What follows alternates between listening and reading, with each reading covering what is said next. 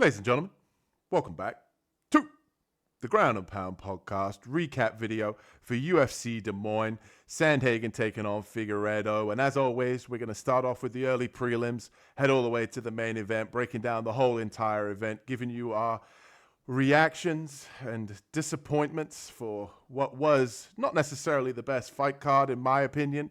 But before we do that, I have to introduce my co-host, Carlos. What's happening, Carlos? Absolutely nothing, brother. Absolutely nothing. And I don't know whether people are disappointed with some of the fights. I personally was a little bit disappointed with some. Obviously, good performances overall, and a lot of talking points for this one for the future of certain divisions and some standout performances. But overall, I think that the hot topic was probably Nickal in the co-main event. Obviously, Sandhagen was able to get it done. And like I mentioned, the Ground and Pound podcast is going to get all the way to the main event and break it all down for you. So let's start off with the early prelims and let's get right to it. So first up, we obviously had Juliana Miller being able to get the upset win here against Ivana Petrović. And I know Carlos likes the way that I say Petrović. Do you know what's really funny about this one, ladies and gentlemen? I got to say, we did the breakdown. Carlos and I both. No, actually, you picked Miller, didn't you, in this one? Did you pick Miller in this one? Yeah. Yeah. I was going to say, do you know what's so funny is I picked Ivana Petrović. I thought that she was going to be the better striker out of the two. I thought in this style matchup, she was going to keep the fight on the feet, occasionally mix in the wrestling. She obviously did mix in the wrestling, but Miller was prepared for that and was able to, sweep and get her own takedowns and be able to control on the ground. And don't get me wrong, this wasn't the best fight, but after I did the breakdown, I kind of just said to myself, I'm like, I have a feeling that Petrovic's going to lose and that Miller's going to come in here hot and she's just going to look good and she's going to, kind of get her staple win inside the UFC after that, 4-4 record that she's got, or 4-3 or whatever it is. But hats off to her, man. At the end of the day, she was able to get the win, not the most impressive fight. And I also just wanted to point out as well, I knew it was over for my pick in this one when the commentary team announced that Miller's lost her grandmother weeks before the fight, so she was obviously coming in here very motivated, wanted to dedicate that fight to her grandmother. When I heard that from past experiences, I know Damian Jackson once lost his brother and he came out and had like a flying knee knockout or something on like Pat Sabatini. It always seems to play out that way, that I don't find out about the lost loved one and then this person walks out, the commentary team says it, and all of a sudden they have a good performance and get the win. I always know my pick's never going to go very well when that happens, but hats off to her. Obviously she was able to get the win, like I said, and dedicate the fight to her grandmother in her memory, so good job for her. Carlos, what did you think of this fight, and did this one put you to sleep, and was it expected, was it what you expected from Miller? Well, because of the breakdown, all I could think of was, so I picked horse shit, huh? That's what won. Horse shit over dog shit this time. But yeah, I mean, it went the way that I thought it was going to go. I just thought that, I thought that Ivana was going to put up a little bit more resistance. I thought stand-up wise she was going to be a little bit sharper, a little bit better. But as goofy as Miller looked, she looks goofy in terms of how she executes her striking, and she just looks like she has no balance. She looks awkward, but she clearly got the job done, being able to close distance, and something she did was keeping Ivana at bay. I just don't know what it was, because it didn't look like anything was landing that was like very impactful, but it was touching her. So I thought she did a good job, and on the ground she was controlling very well. So that part actually played out the way I thought it would. I just didn't know how she was going to get her to the ground. Yeah. That was surprising to me. I also think as well with this style matchup, when it comes to the betting, obviously I said don't bet on this fight. I'm not going to bet on this fight, but I will say that I think coming into this fight, if you'd have said to me, Miller lost her grandmother, she's got a point to prove, she looks good, like whatever the case may be, I would have taken maybe a stab on the underdog here just because of past references to family members unfortunately passing away. That fighter always seems to be able to come out and win, get the upset, but my point still remains that both of these women are not going to be climbing the ranks anytime soon, and they both, the fight itself was kind of a snoozer to start off, if I'm being honest. A lot of just really control, not a lot of damage, but ultimately Miller gets the win. 1-0 to Carlos. Money in the bank for the big fella. And next up, we had Petersen, man, wrestling his way to a victory here against Dontel Mays, the athletic, long, tall, rangy Dontel Mays, as the commentary team likes to hype him up. But pretty much the same as what we expected, exactly how Carlos and I saw the fight going. Petersen's able to get repeated takedowns like we've seen against Dontel Mays in the past. He gets taken down, controlled, beaten up on the ground. And what I don't really understand about some MMA fighters in general in the UFC or overall is how come they have these glaring weaknesses from fight to fight and they're just not able to get them under wraps and show improvement? Like Dontel Mays does not need to work necessarily on his striking. I don't necessarily think that he's, a cardio freak or anything like that. But if you've been taken down in multiple fights and dominated on the ground, you have to think, that's going to be what the UFC is going to look. They give him a wrestler. You have to go away and work on it. And unfortunately, he didn't. And he paid the price again. I think that's maybe 3 losses now in a row. We're probably going to see Dontel, selling lemonade or Girl Scout cookies because he sure as hell isn't going to be in the UFC anymore. The guy's going to get cut. I think he's 11-9 now. So hats off to Thomas Petersen, dominant wrestling performance. One thing I will give him credit for as well is that he looked in phenomenal shape as well, because in that fight, even though he was getting takedowns, it was more technique than him just trying to muscle positions. I like the fact that he wasn't just laying and praying, and it wasn't a sloppy heavyweight fight. He was looking to finish.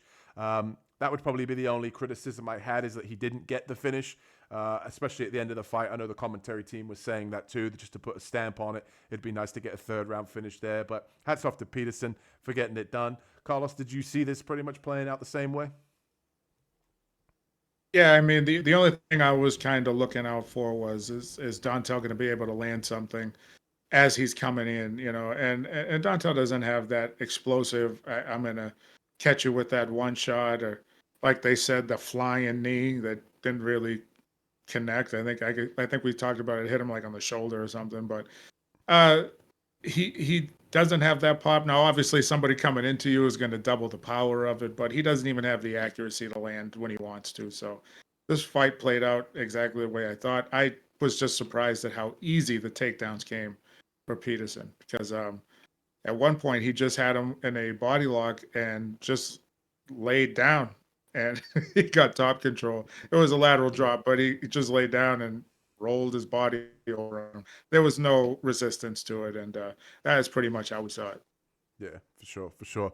And for those of you that are wondering that you guys missed it, don't go and look at the highlights on YouTube. Just take a look at that picture of Homer Simpson with the donuts. That's pretty much Dontel Mays for all 3 rounds, laying on his back, getting beaten up. So, yeah, pretty much exactly how the Ground and Pound podcast saw it. Dominant wrestling from Petersen here, exactly how we expected. And that brings us to Bolaños taking on, Quang Lee. And I got to say, Quang Lee in this one, I was a little bit kind of like go figure, because when I was breaking this one down on tape study and how I looked at this fight was Quang Lee was going to get the takedowns, or Bolaños is going to be able to keep this fight standing and be able to win with his superior striking. Ultimately, the one I didn't pick was the thing that happened, but I wasn't surprised if Lee was able to get the takedowns, only because, like I'd said in the breakdown video that we did, that Lee in his fight against Chris Gutierrez was able to get back control, was able to get takedowns in that fight. So I thought that was going to be the game plan coming in here against another superior striker. Ultimately, he did come in as the underdog here and get it done. My one complaint here is Bolaños. If you ever want to know the definition of a lazy thrown kick, watch this fight and look in the 2nd round when Bolaños gets taken down. That is the definition of throwing a lazy kick. He goes to throw like a head kick, or partially, I don't even know what it was, a front kick or a head kick, and basically Lee just catches it, pushes him to the ground, and he's able to take him down. And that's when the end was nigh, and he was able to take the back and get the choke. And 50 G's for Quang Lee here, which will go a long way in his career. Obviously, still, I think he's only like 10 fights into his career. So hats off to him, man, for getting it done. He did what he was supposed to do, not taking any credit away from him.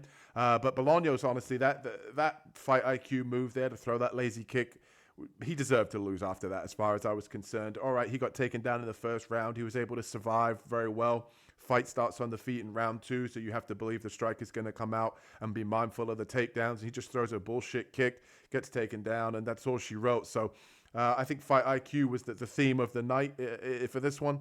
But obviously Bolaños didn't pass the test. Carlos, what did you think of the performance, and what did you see in this fight overall?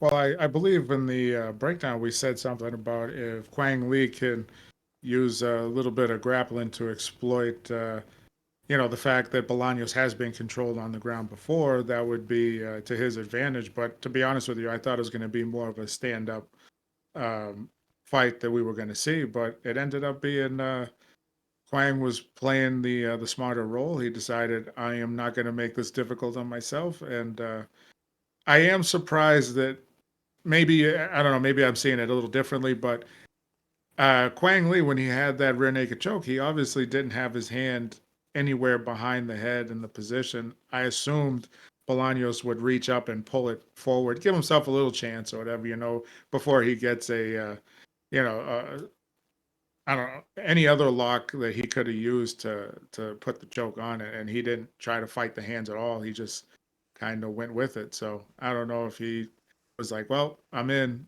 I'm going to take a nap right now." But either way, Quang got it done, and I was just surprised. I was waiting for like a stand-up war. Yeah. I agree with you. I thought that the fight was going to mostly take place on the feet, and Lee was going to mix in takedowns. But it just goes to show you sometimes when people come in with the right game plan, and that he didn't bullshit, he didn't mess around.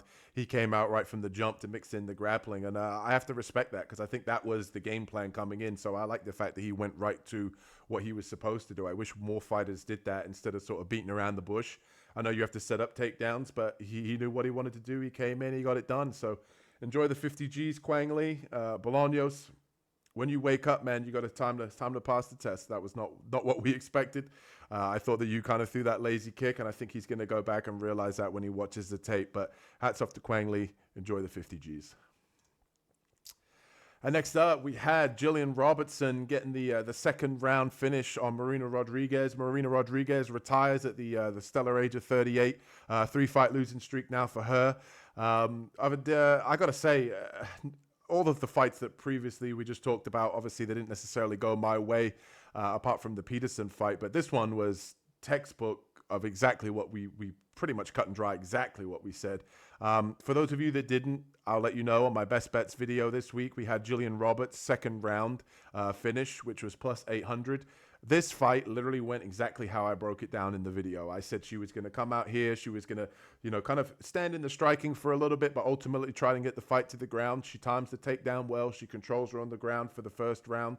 Kind of tiring her out, transitioning from position to position, softening her up, which I really like about Jillian Roberts in all of her fights. She does try to go for ground and pound to soften up her opponent. And I said, when she gets to the second round, I said the takedown is going to come much, much easier in the second round. She got that takedown. Marina Rodriguez did try and go for a guillotine or a ninja choke, which was obviously a poor fight IQ move again, as I talked about earlier in the other fights. And ultimately, that was all she wrote. She was able to flatten her out, beat her up, and ultimately get the second round finish, like we said, plus 800 for all of you, bettors out there. That was the one of the nice props, more of the juicy plays that we had on the board. And hats off to Jillian Roberts for the performance. But I think she did a great job out there, and she looked a little bit like Borat. Very nice. Carlos, what did you think of the fight? Same thing. Think it went exactly how we thought it was going to go. Marina, the movement, it wasn't really there, and I was just same thing again. I was surprised at how easy the takedown came for Marina, somebody that in the past her movement would keep her from going to the ground, but in her last couple of fights, she's been able to be controlled. So, I don't. I'm glad she retired. She knows that maybe her body's not ready to keep up with this, or she doesn't have the drive to compete anymore. But that was a great performance by Jillian Roberts, and I don't necessarily know who's next for her, but she tends to get a little better every fight. It's just her stand up looks like she's throwing shots, but it doesn't look like it's doing anything. Just touch it enough to distract and then get the takedown. Whatever works for her is fine. I'd like to see her work a little bit more of it, be a little bit more violent on the feet, not just on the ground. But if it's working, where's that one? If it ain't broke, don't fix it. Yeah. And I will give Marina Rodriguez a little bit of credit that at least she chose to retire when she realized that things weren't going her way. Because how many times do we see fighters where it goes off of a cliff and then it just keeps going and going and the UFC cuts them? But at least she recognized that maybe she's not up to it anymore, or she was very real with herself that she was on a 3-fight losing streak. And I don't necessarily know if the UFC had talked about a new contract or what, but obviously that might have been the last fight on her contract anyway.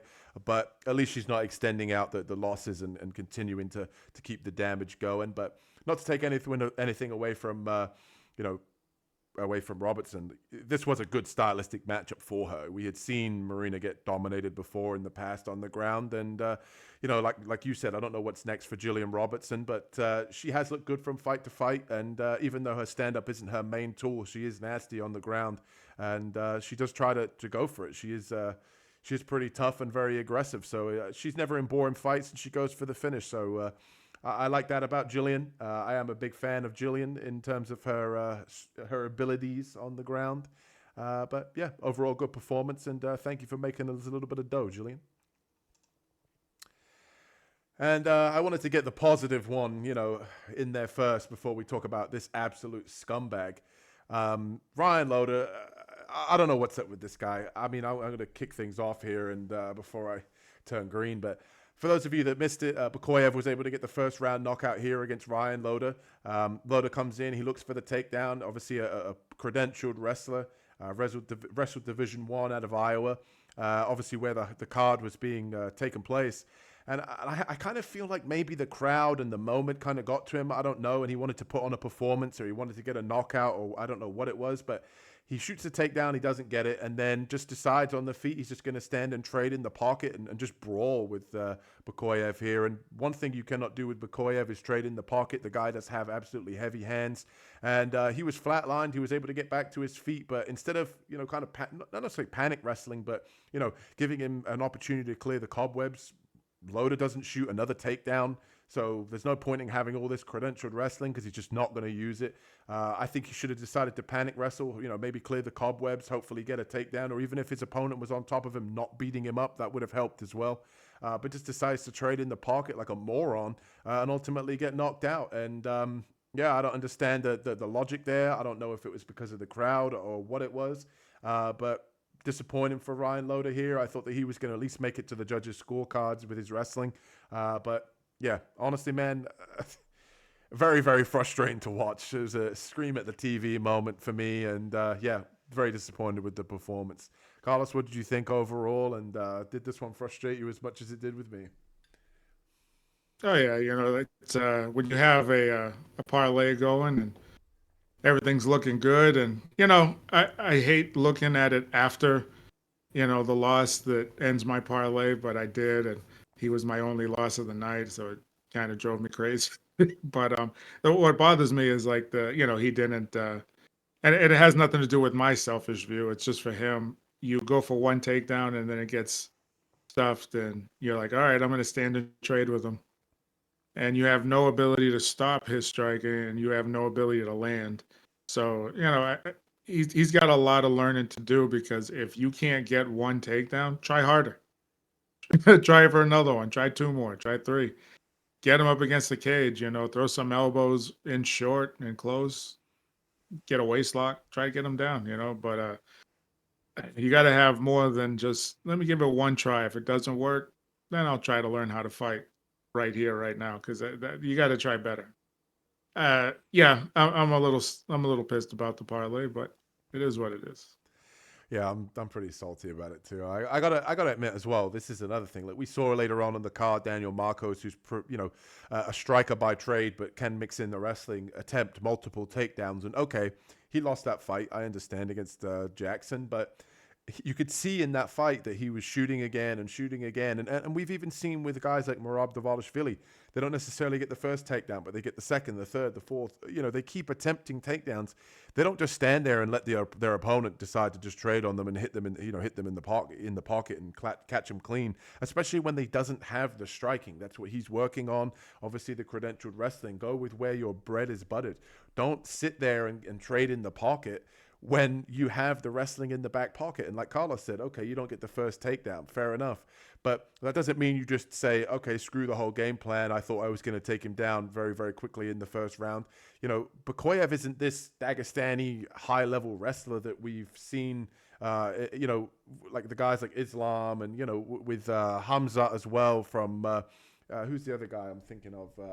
You get the picture. With the Dagestani guys, you know, we've not necessarily seen them get taken down repeatedly over and over and over again. That's not Bekoev's game. He's more of a puncher with a little bit of wrestling in his back pocket. I thought Loder was going to come in here and just constantly mix in the grappling, even if he didn't get it. But he decided to test out his chin, and ultimately he failed that test. Another low fight IQ, which seems to be the fight, pretty much how these fights went. Ryan Loder, man, back to the drawing board. Mix in the wrestling. Next up, we had the featured prelim, which was Santos taking on Miesha Tate. And this one went pretty much how I expected it to. I was surprised that Miesha Tate was able to get the late takedown in the third round. But that was why I picked Santos. I felt like she was going to keep this fight standing and win it on the feet. Tate did, you know, demonstrate a lot of toughness. She was able to still come forward, and she did have moments in that third round where she did need to try and find the finish. Ultimately, she wasn't able to get it, and Santos was able to get the victory, 29-28. Striking looked pretty decent. She was able to time shots coming in, landing the jab pretty consecutively, and yeah, pretty much cut and dry how I had this one. And she was another best bet that we had this week as a slight underdog. It was hard for me to trust Miesha Tate at 38 and coming off of her previous retirement. It's hard to know where your head's at, and I just felt like Santos was going to come in here and kind of have a point to prove. And she looked a little bit better than she did in her last fight, but ultimately pretty cut and dry. Carlos, how did you see this one, and what did you think of the performance? Well, I thought Yana was going to come out swinging pretty hard. That's the way she's been, and you know, using her in and out movement, you know, that's fine. But I expected Miesha to actually go after her pretty relentlessly in the first, second, and third round, but she was able to get it in the last round. Her leg was getting chewed up pretty bad in the end of the first and the second round. So it's like, you know, maybe that got in her head a little bit, and she's like, how am I going to close the distance mentally? You know, I don't know. But, you know, they talk about her wrestling, and normally she just comes forward and throws some strikes and can't wait to get you up against the cage and then just kind of fall down with you, because I don't really think she has good wrestling. She can wrestle, and she can control you once you're down, but she doesn't have the best takedowns. And, you know, that kind of showed tonight. But normally she finds a way to pressure you and, like, you know, clumsily just fall on you. But, you know, she didn't get that today. And, you know, I mean, good for Yana. She's getting a lot better in her last couple of fights. But, you know, Miesha, you made me look bad. Got her. And let it be known as well, I just want to point something out. And I am not a big Miesha Tate fan whatsoever, but notice how she didn't get the takedown in the first round. She didn't get the takedown in the second round. Third round comes. She's been beaten up the whole entire fight. She's tired. She's battered. She's bruised. She's able to get the takedown and take the back and give herself an opportunity to still win the fight. Let that be known, Ryan Loder, that you could have come in. You could have come in and done exactly the same thing. You didn't get the first one. You didn't get the second one. You're getting beaten up. You could have done the exact same thing. So hats off to Miesha Tate, man, for showing Ryan Loder what's up, all right? And that brought us to the opening fight on the main card, and this was a pretty good one, I have to admit. This is probably the best one on the card. Carlos and I kind of said this before we went live today. Mason Jones taking on the hardest hitting 145er, Jeremy Stevenson, and great fight back and forth. I thought Mason looked pretty good. Was able to demonstrate his striking, had some really nice kicks in the opening rounds. The boxing was good. Stevenson was able to kind of keep Mason honest throughout the fight. He was able to land shots and kind of let his hands go and had little moments here and there. Ultimately, the first two rounds were pretty much Jones all the way, but there was just that, you could feel it, that one punch from Stevenson could come at any moment. That's why in the third round, Mason came out and got the takedowns and kind of just grapple fucked Stevenson for the last round. Smart performance overall, I thought, from Mason Jones.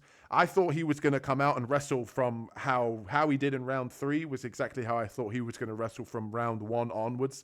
I said that in my breakdown, that I thought that he was just going to duck right underneath the first punch that Stevenson threw and just grapple fuck him for 3 rounds. Ultimately, he gave, the fans a bit of a show as well. I would have liked to have seen this one get fight of the night. I know Jones kind of dominated it, but when you look at some of the performances in some of these fights, I thought this one was going to be one that did get it. But yeah, ultimately, Jeremy Stevenson looked good. He got his showing. He had little moments here and there, but Jones was able to get it done as the biggest favorite on the card. And he looked good doing it. Smart fight IQ to be able to take the fight to the ground in the 3rd round. Carlos, what did you think of the fight? And did you enjoy the performance here? Or did you think that your boy was going to still pull it off in that 3rd round? After the first 2 takedowns in the last round, I knew he wasn't going to pull it off. Mason looked very smooth taking him down in that last round. But throughout round 1 and 2, I thought in round 2, he started coming on a little bit. You know what I mean? Where he was actually finding the range and was landing. Credit to Mason is that, like I said, he looks like he's got, as they say, that dog in him, because he looks like a new breed of animal where he's like ready to go toe to toe with you, and he's going to take a shiver shot. But he also has the skill, so I hope he doesn't fall back on that when he's not winning and he goes to a smarter approach, because he can wrestle. He's got great strike, and when he's after he got by Stevenson a few times, you could see that he was letting technique go out the window and strategy, and he was letting himself get hit. But before then, he has the ability to move, slip, land shots, counter. You know what I mean? So he's good. I just don't want him to fall into that pattern of let's go to war every time we go out. And he didn't do it here, so I don't think that's going to be a problem, because he does have some talent. And the fact that he's kind of a little animal, he's got that little hunger inside him. He wants to hurt you. He doesn't mind getting hurt. I can't wait to see him fight next. Yeah, and I think that he probably had in his mind, he wanted to prove a point that he belongs in the UFC after being cut the first time, and he did have some tough matchups. But one thing I will say about Stevenson is you can tell that he can crack, and they say the last thing to go is power with age. And you could see even though Jones didn't necessarily get hit a whole lot clean, that Stevenson can crack, because he swelled up both of Mason Jones's eyes in that fight. And a good performance from Jones ultimately. And that's the thing with MMA, man. You don't get the fairy tale ending or the fairy tale fights that you want, even if you are in your hometown. So unfortunate for Stevenson, but great fight overall. My favorite fight on the card. And hats off to Mason Jones for getting it done, and welcome back to the UFC. And that brings us to my rage at the TV moment. As you can see, ladies and gentlemen, the dog of the week doesn't get it done, and he should have. That's the thing that really ticked me off about this fight. It wasn't the fact that this fight was, it wasn't like this was a landslide for Sidey. Sidey was able to come out and fight on the outside. He was able to land some good shots. He executed and kind of did exactly what he's done in previous fights. Nice kicks up the middle. But the thing with Smotherman here that annoyed me for my dog of the week was, when you look at significant strikes, Smotherman actually outlanded Sidey by 3 significant strikes. But yet, he didn't really get going until the 3rd round. So if he'd have fought the 3rd round how he fought at the start of the fight, he would have won this one with forward pressure. But he just didn't really get going. He looked like he really didn't sort of show up in a good mental state in this fight. He should have been much more aggressive from the jump. I think he was far too cautious early, and it was very frustrating, because I think that Smotherman has all of the skills in this fight to be able to win this one. We've seen some shaky performances by Sidey in the past, and some I'm not going to say robberies, but I think Garrett Armfield probably beat him in his last fight, and Garrett Armfield got robbed. But I thought Smotherman kind of just let this one go, and one of my other complaints here, as well as the scorecards get read out, and one of the scorecards was 30-27. And Smotherman's like confused as to oh wow, this guy beat me 30-27, what the hell, and I'm sitting there thinking to myself, so you thought that you did enough to win 29-28 yourself? If whether it was 29-28 or 30-27, he clearly lost the fight regardless of So if I was Smotherman, I wouldn't be thinking, oh wow, I can't believe one of the judges scored it 30-27 for the other guy. I thought I won a round. I don't care if I win a round, you still were going to lose the fight anyway. So I just would think that's one he's going to look back on and think, I didn't show my best, and I wasn't my best. I don't know why, but I think he should have been far more aggressive early. Obviously, he was defending the takedowns and did a good job showing urgency to get back to his feet, but yeah, he just wasn't letting his hands go early, and I think that ultimately cost him. But good pick here from Carlos to pick Sidey, and I'm going to let him talk about it. Carlos, how did you see your man's performance, and what did you think of Smotherman's performance too? I got to get your take on my dog of the week here. Sidey fought exactly the way that I thought he was going to fight. A lot of in and out, and a lot of movement. That's just how he is. Keeps everything long. And remember, my only thing was I just don't want him getting countered on the way in, because sometimes he gets so caught up in that in and out that he comes in at the wrong times as well. And it's not like Smotherman was timing it, but he was throwing an overhand right every time he was coming in. And even when it was landing, I don't know if Smotherman thinks he's got this one punch power or whatever, but he needs to follow it up with a couple more shots. Like, or just advance, and throw a couple more shots. He's relying on one shot to maybe rock him, and then he's looking to see for an opening. The other thing too is Smotherman's got to learn to cut the ring off in some way. When you're chasing someone and you end up getting stuck every time that jab comes out or that 1-2 goes out, the problem is you think you're getting closer every time. You're not getting closer. You're just getting frustrated. You know what I mean? And you're waiting for that shot to land. You got to try to get him to go where you want him to be, up against the cage where he can't move backwards anymore. His only option is side to side, and even then, there's not a lot of room for him to get away. Then you can go to work, but until then, I believe the quickness advantage. I think you said Smotherman was going to be able to outquick him on the breakdown, but I think Sidey had the advantage when it came to foot speed. I think he's just light on his feet, and his in and out was but Smotherman is not that it's not that he's not good. It's just maybe he's not used to fighting guys like this. Like, he's fighting guys that want to go to war, so they come forward or something. I don't know. But yeah, it looked like he should have had that overhand right counter every time Sidey came in, and he should have followed it up with a little bit more. And mix up your striking a little bit more. Attack is make him not move. Attack his body, make him get tired. Sidey does get a little gassed, and he has to dig down deep in the third round sometimes just to keep moving. Go to his body, force him to have to reach down for that, because we have seen that when he gets stuck, with a good shot, he can be hurt, and it's visible. So, little things he's got to do to learn to get guys where you are, because if you don't want to be busy, you got to learn to cut the ring off.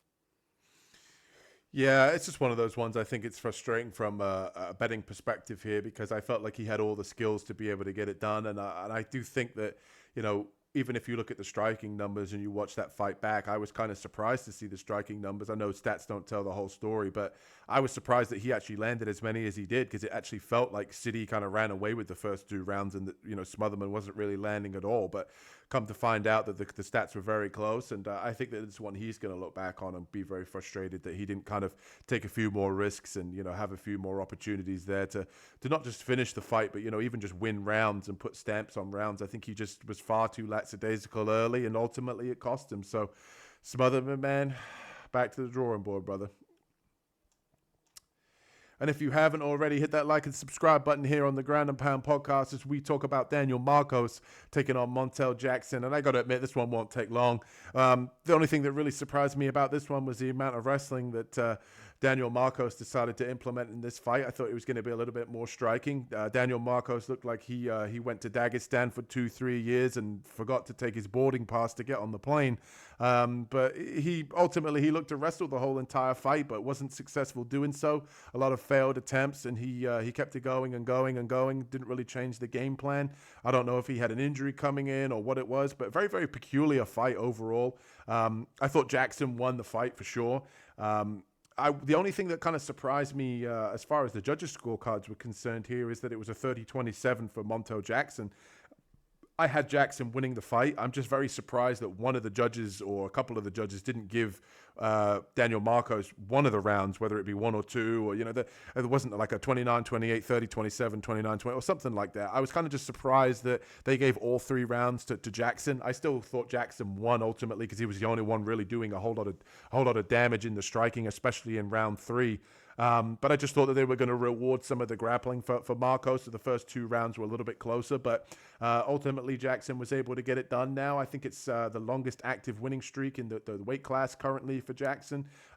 Interested to see who the UFC pits him up against. And Daniel Marcos losing his he's now 17-1. Losing his undefeated streak here, and just a weird performance overall, a bit of a weird fight card overall, but this was one of the ones that really capped it off for the strangeness. Carlos, how did you see this performance overall, and what did you think of the fight?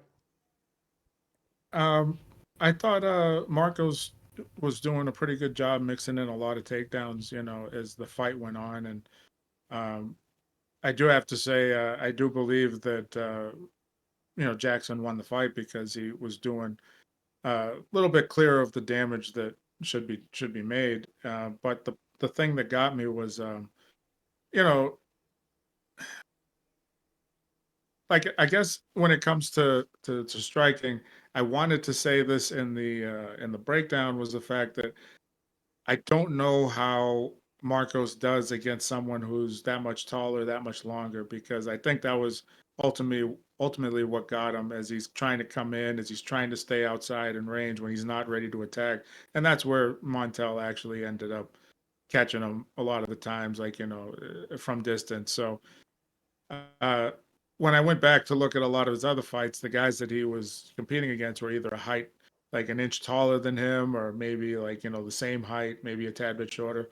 So this is a little bit different for him too. And, this is not average in his weight class, because Montel's a little tall for the weight class. He's a little long. And I just think that little advantage is something that he had to experience, and maybe it'll make him better. Who knows? But I thought it was a good performance from both, so they learn how to change up their game plans. The problem is that it was kind of a boring fight.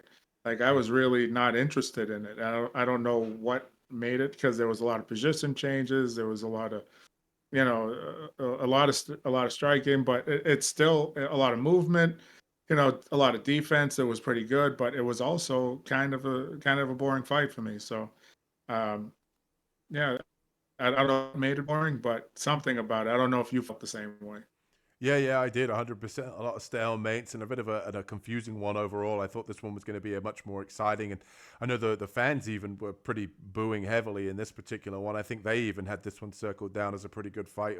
Ultimately turned out to be kind of a snoozer, so a bit of a weird one. I don't think Jackson was probably that thrilled with his performance either. I'm sure he would have liked to have got a finish or been in a little bit better of a fight, but especially when he wants a ranked opponent or higher up in the rankings. So a bit of a weird one really from both guys, but this card was kind of full of that, really. A lot of weird kind of decisions and not decisions, like fight IQ decisions, and some weird performances and weird fights overall. But this whole fight card was full of them. So weird overall fight for this for both guys. Strange one.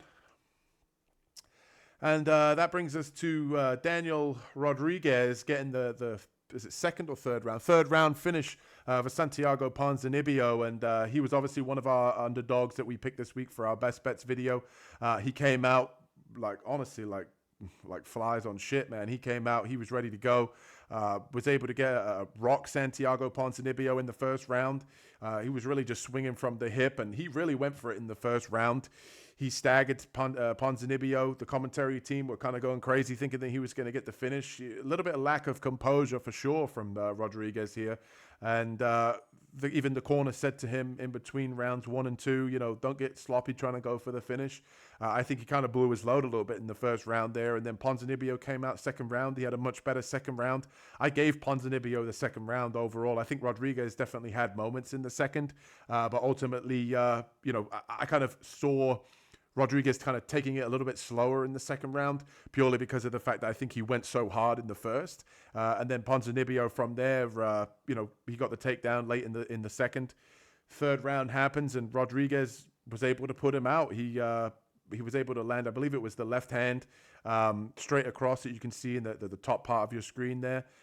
Celebrated as you would expect here, as I said in my breakdown as well with Rodriguez that I felt like his volume was going to be enough here to get the fight done. And I think that even though he was slowing down a little bit in the second, he got a second wind in the third round and was able to ultimately find the finish. Ponzinibbio protested. He didn't like the stoppage, but there was definitely nothing wrong with the stoppage. 100% here. I can say that hand on heart. He stood up instantly and staggered over to kind of fell over to the fence and fell into the fence. Obviously, he's just a warrior. He's just a dog. That's the reason he just wanted to keep fighting. But obviously, that's the referee's job to save the fighters from their own toughness here, and that's exactly what he did. Good stoppage from the referee. Good victory for Daniel Rodriguez here, and overall somebody here that made his money this week on our best bets video as an underdog. Carlos, what did you think of the performance in the fight? Well, when it comes to this, I thought Rodriguez is obviously the sharper striker of the two. Ponzinibbio has always been pretty awkward in his movement, but I thought he was going to have that ability to fight through it and come back and, be the resilient Ponzinibbio of old. But, just like kind of Chuck Liddell, you see the signs of fading on that chin because Ponzinibbio kind of relies on that chin to get him through these fights and get decisions. But clearly, he's starting to feel it. You know what I mean? It's not something that you can feel. It's just something that happens. And hopefully this is just, he got through the first round and the last round he was just a little tired, a little fatigued, and it hit him. But from what I saw, I feel like he's starting to slow down and his chin's starting to go a little bit. Yeah, for sure. And that's the tough thing as well with a guy like Ponzinibbio is he's obviously very tough, but that chin's only going to hold up for so long. And at 38 years old, you have to think that you can't take all the clean punches from these high-level guys. And Rodriguez was able to find the kill shot. And before we move on, I just want to say as well that Rodriguez's corner actually made a really, really good point that he came at end of the round 2. He looked very tired and he almost looked not defeated, but I think he kind of felt a little bit like, I thought I had him in round 1. He looked a little bit dejected, and they did a very good job of kind of getting in his ear and kind of say, look, don't your body language needs to change right now. Don't let him see you tired, kind of sit up on the stool a little bit, and they did a really good job of kind of getting him back to where he needed to be. And ultimately that paid off, I think. So make sure he pays his cornerman well, because I think that they helped him kind of get that third round finish there, because he looked a little bit dejected and a little bit tired, especially after how Ponzinibbio was able to come back in round 2. So hats off to Rodriguez for getting it done here by stoppage. And that brings us to the co-main event, and this is the one that I know everyone's talking about. This is the drama. Bo Nickal, fraud check.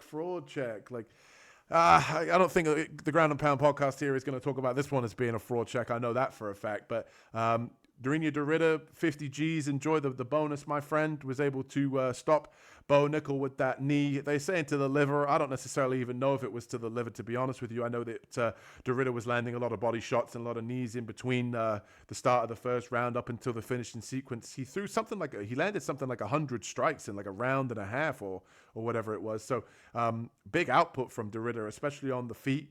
I think that the low fight IQ here from Bo Nickal when he jumped guillotine, when he was didn't even need to. I don't even really see why he decided to do that, to be perfectly honest with you. That gave Derrida an opportunity to scramble and get into side control and kind of land some ground and pound before the round ended.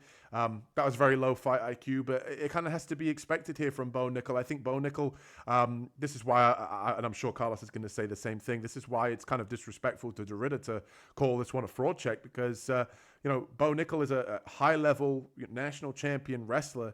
But in terms of MMA, he's still super raw and super green. And even just pulling that guillotine shows the low level of fight IQ, in my opinion.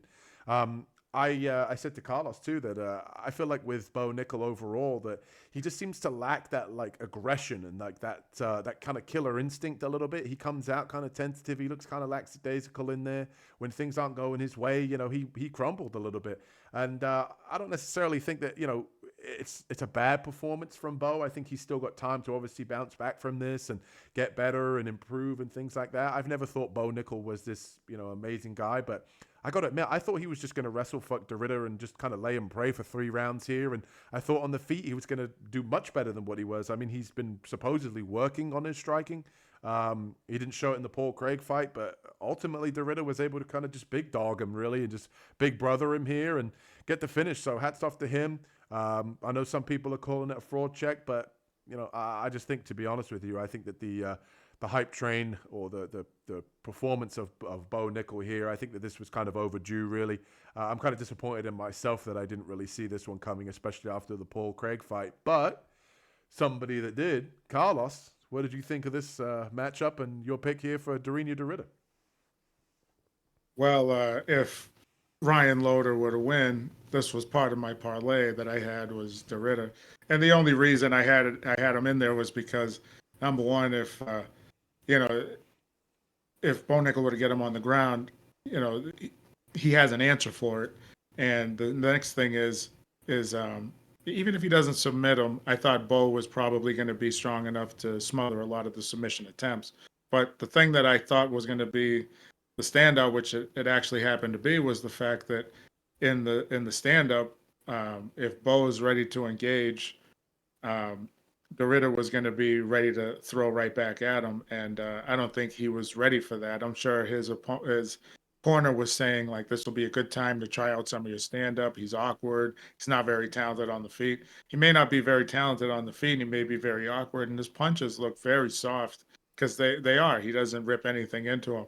But when you're eating knees up the middle, as soon as I saw him taking those knees, even before it impacted him, I was like, he's going to start feeling them, so he should start trying to block them or look out for them, And he didn't even try to defend against those knees. He didn't try to block anything. He didn't try to get out of the way of them.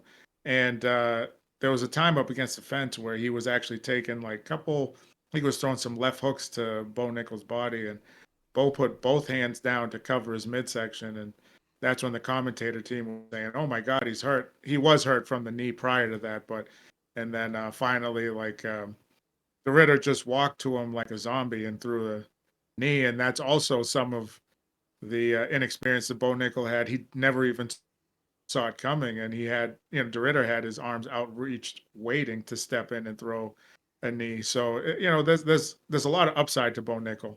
There is no fraud check. It's just the fact that he just doesn't know how to fight. There was another guy that didn't know how to fight who became the UFC heavyweight champion of the world. That was Brock Lesnar. He was a good wrestler that could throw a punch with his eyes closed and land it. And, Bo Nickal's got the same thing going on. He's a good wrestler.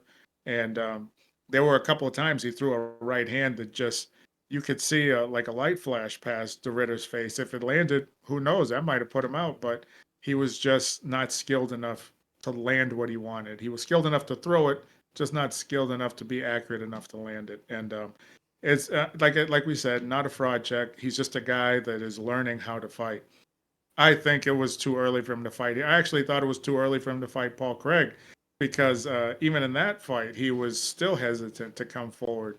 And he was just lucky Paul Craig doesn't know how to fight anyway. So he didn't have to worry about him getting hurt on the feet. But that was what I thought Craig would be able to do to him, is push the pace on the feet, force him to take him down, where if you're forcing someone that doesn't know how to fight, he's going to make a mistake. And that's clearly what Derrida did in this matchup.